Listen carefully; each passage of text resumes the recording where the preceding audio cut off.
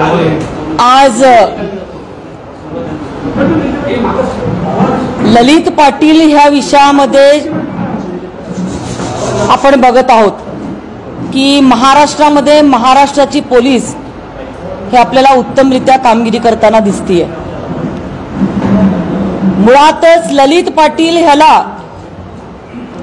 उद्धव बाळासाहेब ठाकरे जेव्हा मुख्यमंत्री होते तेव्हा त्यांना अटक झाली होती। ते अटक झाले त्या कालावधीमध्ये शिवसेनेचे पदाधिकारी होते, त्यांना कोर्टाची कस्टडी होती आणि कोर्टाची कस्टडी असताना ते तातडीने रुग्णालयामध्ये दाखल झाले। एखाद्याला कोर्टाची कस्टडी असताना रुग्णालयामध्ये दाखल होतो आणि त्याच्यावरती कोर्टाची कस्टडी असताना पोलिसांची कस्टडी त्याला घेतली जात नाही सरकारच्या माध्यमातून, आणि तो सरकारचा कारण जावई असतो।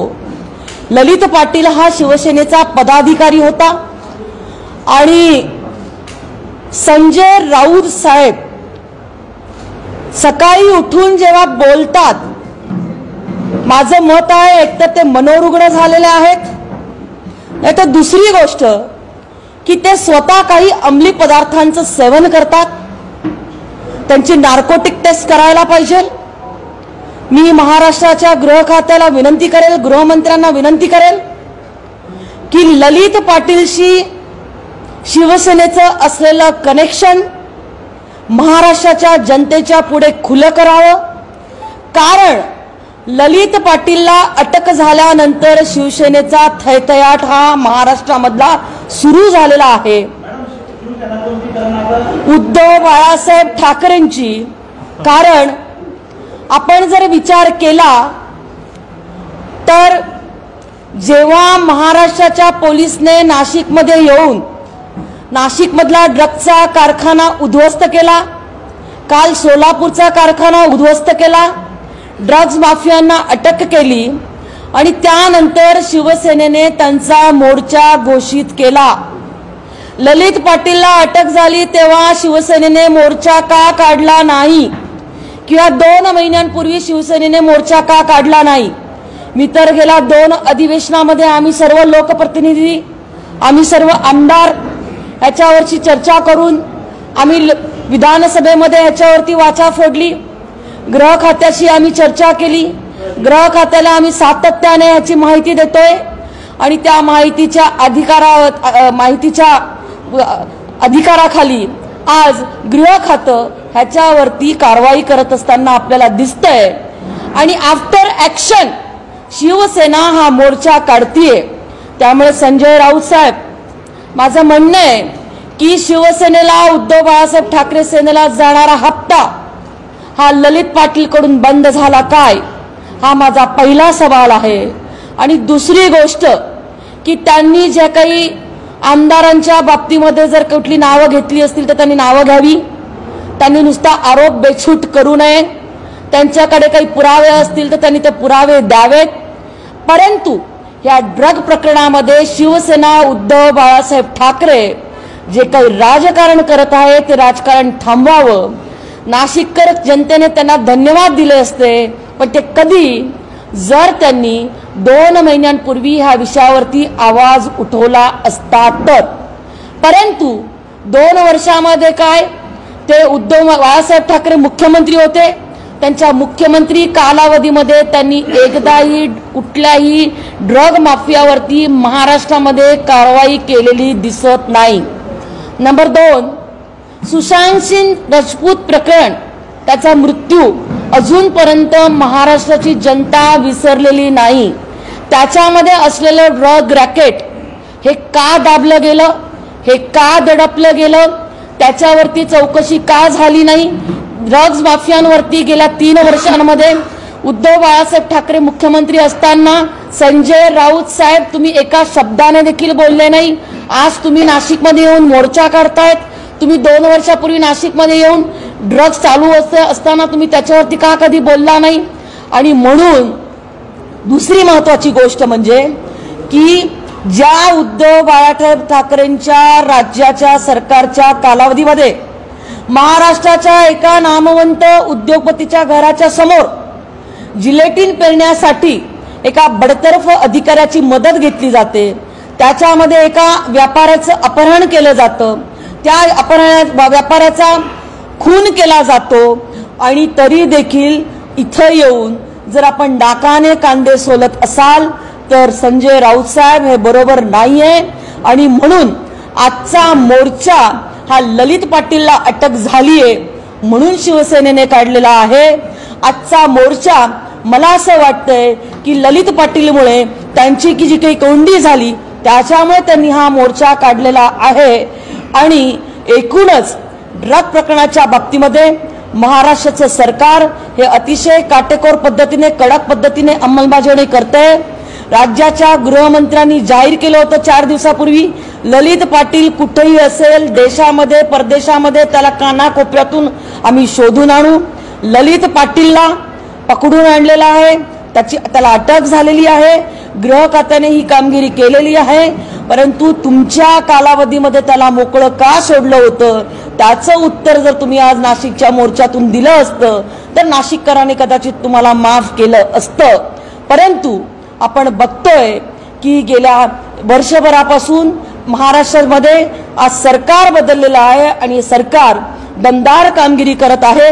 राज्याचे गृहमंत्री ह्याच्यावरती कडक अंमलबजावणी करतायत आणि मी तुम्हाला सांगते आम्ही शहरातले 3ही आमदार आमच्याकडे जी काही माहिती आहे ती माहिती आम्ही पोलिसांकडे देत आहोत आणि ती माहितीच्या आधारावरती आता अटक सत्र या नाशिक शहरामध्ये सुरू झालेला आहे। आम्हाला नाशिकला ड्रग मुक्त करायचं आहे। आम्ही सत्तेमध्ये असताना देखील ह्याच्यावरती आवाज उठवला, आवाज उठवत राहू आणि या शहराला ड्रग मुक्त करण्यासाठी आम्ही सर्वजण कटिबद्ध राहू। मॅडम, सगळ्यात महत्त्वाचं म्हणजे जर आपण क्रोनॉलॉजी बघितली या संपूर्ण विषयामध्ये तर ललित पाटील ससूरमधून ज्यावेळेला फरार झाला त्याच्यानंतर हा संपूर्ण प्रकार उघडकीचा कारवाया सुरू झाल्या। आपण 6 महिन्यांपूर्वी या सगळ्या संदर्भामध्ये अगदी फोन नंबर त्या लोकेशन सकट सगळी माहिती आपण गृह खात्याला दिली होती। पण गृह खात्याने त्यावेळेला जर कारवाई केली असती तर कदाचित रॅकेट त्याच वेळेला उद्ध्वस्त झालं असतं असं वाटतंय का? गृह खात्याच्या पेक्षा मी या ठिकाणी पोलीस डिपार्टमेंटला ह्या सगळ्या माहिती दिलेल्या होत्या। नाशिकच्या पोलिसांच्या बाबतीमध्ये माझं असलेलं मत हे 3 दिवसांपूर्वी मी प्रकट केलेलं आहे। ह्या विषयामध्ये कुठलाही सरकारी अधिकारी चाल ढकल करत असणार तर ते आम्ही खपवून घेणार नाही, ते आम्ही चालवून घेणार नाही। गेल्या 10 दिवसांपासून काही नंबर्स मी गृह खात्याला दिलेले आहेत, त्याचे व्हॉट्सअपवरती मी फोनची नंबर देखील दिलेले आहेत, नावं देखील दिलेलं आहे। त्या पद्धतीने महाराष्ट्राची पोलीस आता कामगिरी करत आहे आणि म्हणून मी आपल्याला सांगेल की ह्या विषयाच्या बाबतीमध्ये आम्ही मग तो पोलीस अधिकारी असेल तर त्यालाही सोडणार नाही। असं समजते की काही पोलीस कर्मचारी देखील घेतात, एक लक्षात ठेवा, गुन्हेगाराला जात नसते, गुन्हेगाराला धर्म नसतो आणि गुन्हेगाराला कुठला अधिकार नसतो। गुन्हेगार हा गुन्हेगार असतो, ह्याच्यामध्ये कोणी जरी आलं आडवं आणि जो कोणी जबाबदार असेल त्यांना आम्ही सोडणार नाही। शिवसेनेच्या ठाकरे गटाने आज जो मोर्चा काढलेला आहे ह्या मोर्चाविरोधात आपण ही प्रेस कॉन्फरन्स घेत आहे, परंतु आज सर्वसाधारण नाशिक शहराचा सांस्कृतिक परिस्थिती लक्षात घेतात शहरामध्ये असे प्रकार जे चालतात यापूर्वी आमदार आपण लोकप्रतिनिधी म्हणून आपल्या काही कानावर तक्रारी आल्या होत्या का आणि त्या दृष्टीने काही आपण दखल घेतली आहे का? माझ्याकडे काही तक्रारी आल्या असा आहे आपल्या मतदारसंघामध्ये रोलेट सारखे सुद्धा जुगारीचे प्रकार चालू आहेत जे मध्यवर्ती ठिकाण आहे ते मध्यवर्ती ठिकाणाचे आपण आमदार आहात आणि हे शहर एवढं सांस्कृतिक असताना असे प्रकार घडतात। आतापर्यंत लोकप्रतिनिधी म्हणून आपण काय पद्धतीने दक्षता घेतलेली आहे? आमदार ह्या नात्याने सातत्याने रोलेट असेल किंवा ड्रग्ज असतील, अंमली पदार्थ असतील, ह्याच्यावरती सातत्याने मी आवाज उठवण्याचं काम करते आहे। आणि हे प्रकरण जेव्हा माझ्या 6 महिन्यांपूर्वी लक्षात आलं तेव्हा ह्या विषयामध्ये माध्यमातले अनेक लोक साक्षीला आहेत आणि अनेक लोकांना ही माहिती दिली। मागच्या पोलीस आयुक्तांची बदली देखील ह्याच कारणांवरून झाली होती आणि आता आपण बघितलं असेल की सातत्याने सदर विषयाच्या बाबतीमध्ये आम्ही मागणी करत आहोत। ज्या शाळेच्या बाहेर अंमली पदार्थ विकले जातात हे लक्षात आल्यानंतर त्या शाळेच्या मॅनेजमेंटच्या लोकांना बोलून त्यांच्याशी मी चर्चा केली. त्यांच्याकडे सिक्युरिटी नेमायला लावले. त्यांच्या शाळेतल्या मुलांची दप्तर आहेत हे त्यांनी चेक करावे, पालकांना अलर्ट करावं, शिक्षकांची बैठक घ्यायला लावली. अशा अनेक पद्धतीने आमदार म्हणून आम्ही काम केलेलं आहे. आपण म्हटले की अटक झाली म्हणून हा मोर्चा काढला, तर त्यांनी मोर्चा काढण्याची घोषणा 8 दिवस आधीच केली होती. शिवसेनेचं असं म्हणणं आहे आम्ही ज्यावेळेस मोर्चा काढण्याची घोषणा केली त्यावेळेस गृह विभागाने त्याला अटक केलेली त्यांच्या दबावामुळे. अहो, ललित पाटीलला ससूनमध्ये जावं म्हणून उपचार कोणी केला? तेव्हा तुम्ही त्याच्यासाठी पोलीस कस्टडी का नाही मागितली? तेव्हा तुम्ही राज्याचे मुख्यमंत्री होता. नाही, त्यानंतर तो नव्हता. ललित पाटीलच्याही बाबतीमध्ये मी तुमच्या माहितीसाठी सांगते की माझ्याकडे जे काही फोन नंबर होते त्याच्यामध्ये मला तो ललित पाटील माहीत नव्हता, मी त्याला ओळखत देखील नव्हते. पण माझ्याकडे जे काही नंबर होते त्या विषयावरती मी मागणी केलेली आहे. आणि निश्चित ललित पाटीलला आमच्या सरकारने जावे म्हणून सोडलेला नाहीये. आमच्या सरकारने त्याला परदेशामध्ये पळून जात असताना त्याला अटक केली, त्याच्या भावाला अटक केली आणि अजून सुद्धा ह्याच्यामध्ये जे जे कोणी गुंतलेले असतील त्या सर्वांना अटक केली जाईल. आणि राज्याच्या गृह खात्याकडे या सगळ्याची निश्चित पद्धतीने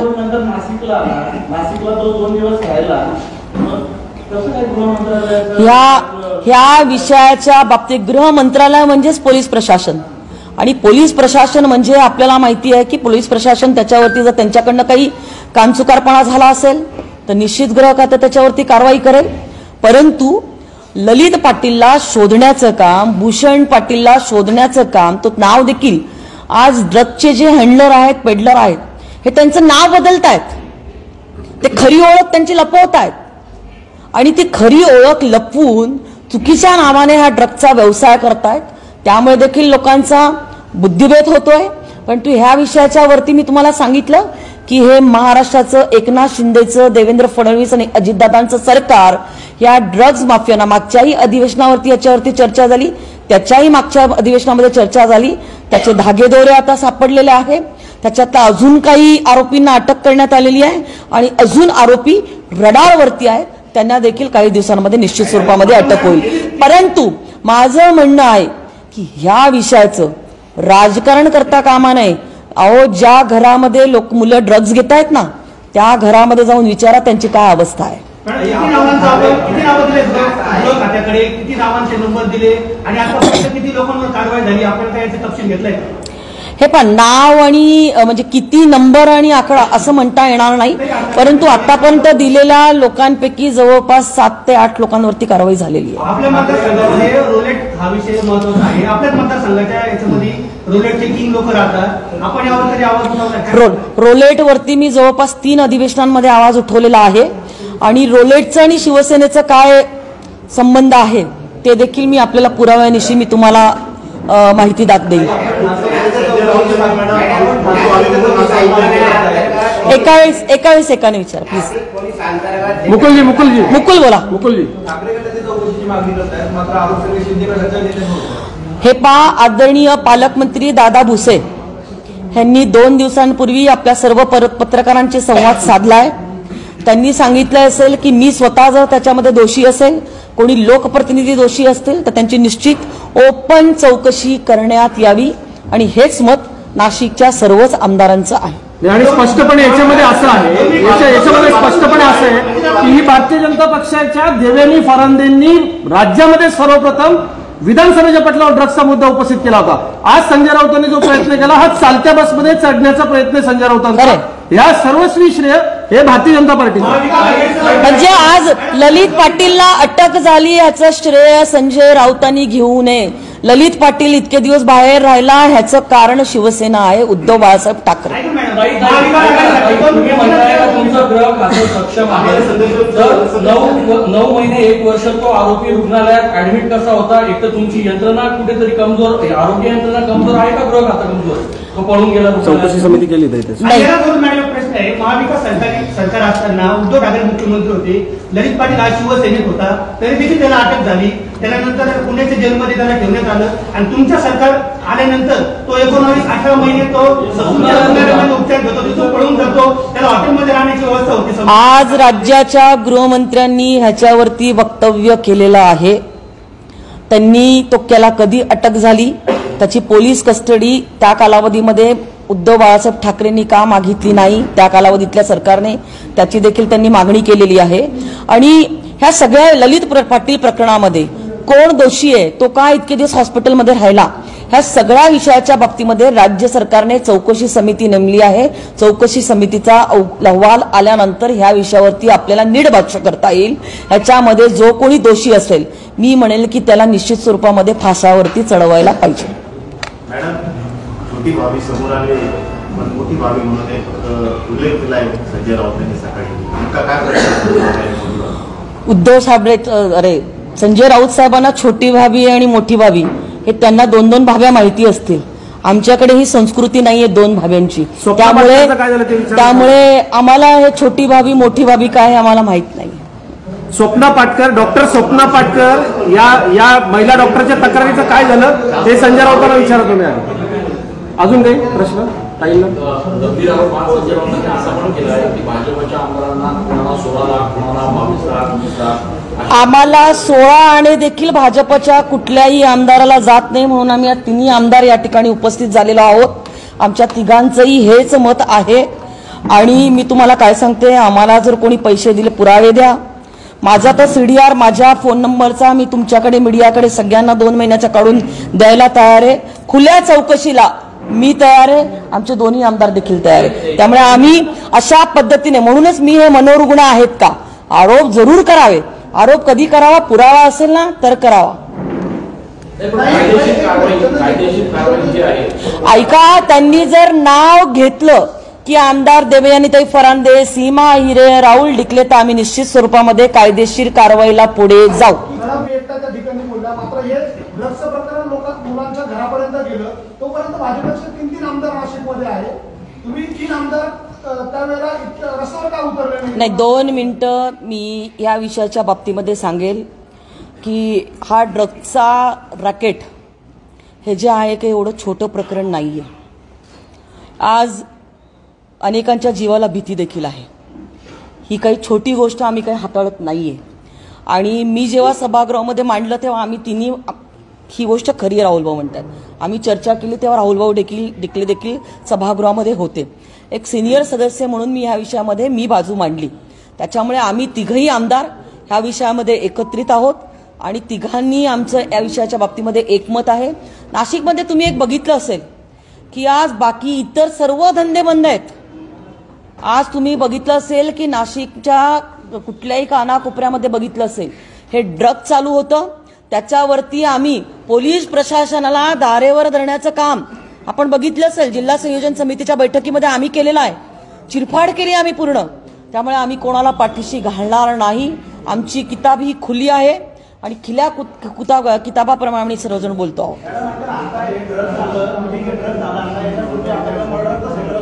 काय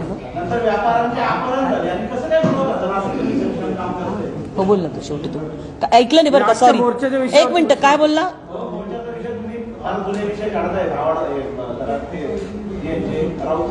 नाशिकबद्दल आंदोलन करायचे याच्यापूर्वी गुन्हेगारीचं संदर्भ झालं, म्हणजे राजरोज खून झाले. त्याच्या सोशल मीडियावर हे आले, व्हिडिओ आले. एका व्यापाराचं अपहरण झालं, त्यांनी त्याच्या यंत्रणेमधून तो सुटून आला आणि आता ड्रग झाले. पण टोटल नाशिकमध्ये गृह या विषयाच्या बाबतीमध्ये सातत्याने मी पोलिसांशी बोलतीये. आपण बघितलं असेल की DCP क्राईम असतील, ह्यांना देखील मी ते आपण जेव्हा एखादा गुन्हा घडतो, खून घडतं की तेव्हा आपण अल्कोहोलची टेस्ट करतो. तर आपल्या माहितीसाठी सांगते मी की माध्यमांशी जरी मी बोललेली नसेल तर त्या दिवशी मी DCP क्राईमच्या समोर सांगितलं की मी त्यांना फोन करून सांगितलं, मी मंत्री जरी नसेल तरी तुम्हाला आदेश देते की इथून पुढे घडणाऱ्या खुनाच्या मागचा जो आरोपी आहे त्याचं देखील तुम्ही नार्कोटिक टेस्ट करा. एका मुलाचा नाशिक शहरामध्ये खून झालेला आहे, त्याच्यातलं ड्रग कनेक्शन जे आहे त्याच्याही बाबतीमध्ये मी पोलिसांना माहिती दिली आहे. एक लक्षात ठेवा, आम्ही महिला लोकप्रतिनिधी आणि आमदार म्हणून काम करत असताना फील्डवरती काम करतो. त्यामुळे फील्डवरती काम करत असताना अनेक गोष्टी आमच्या कानावरती येतात. आमच्या कानावरती येत असताना आम्ही कानातून मनात ठेवत नाही, तर आम्ही डायरेक्टली त्या प्रशासनाला सांगतो आणि त्याच्यावरती काम करतो.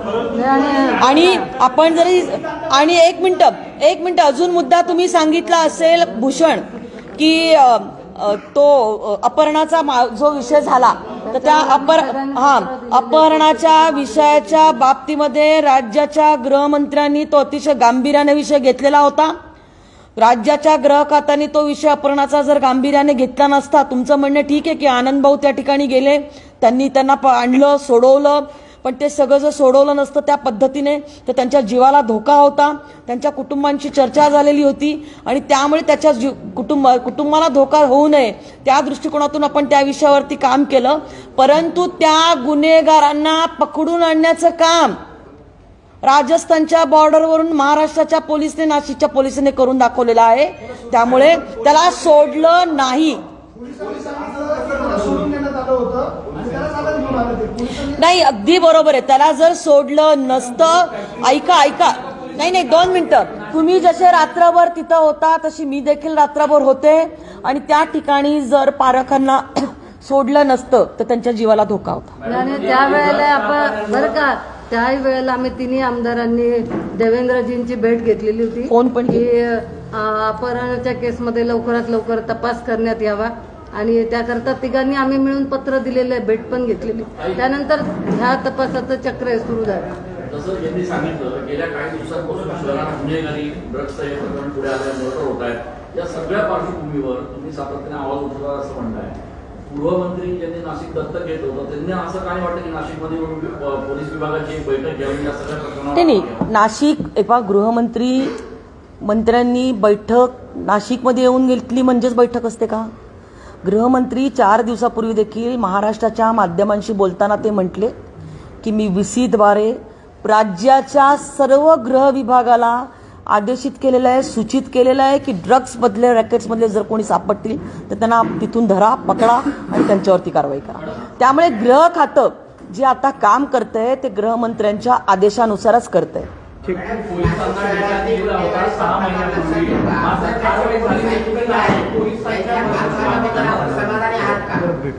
काय शहरामध्ये ड्रग्स, क्राईम वगैरे जे वाढले आहे ते धंदे चालू आहे, त्या सर्व पार्श्वभूमीवर नाशिक पोलीस आयुक्त दलाबद्दल आपण समाधानी आहात का? आम्ही राज्याच्या गृह विभागाशी ह्या विषयाच्या बाबतीमध्ये तिन्ही आमदारांनी एकत्रित येऊन चर्चा केलेली आहे गृहमंत्र्यांच्या शी आणि ते आपल्याला लवकरच दिसेल. ठीक, चल.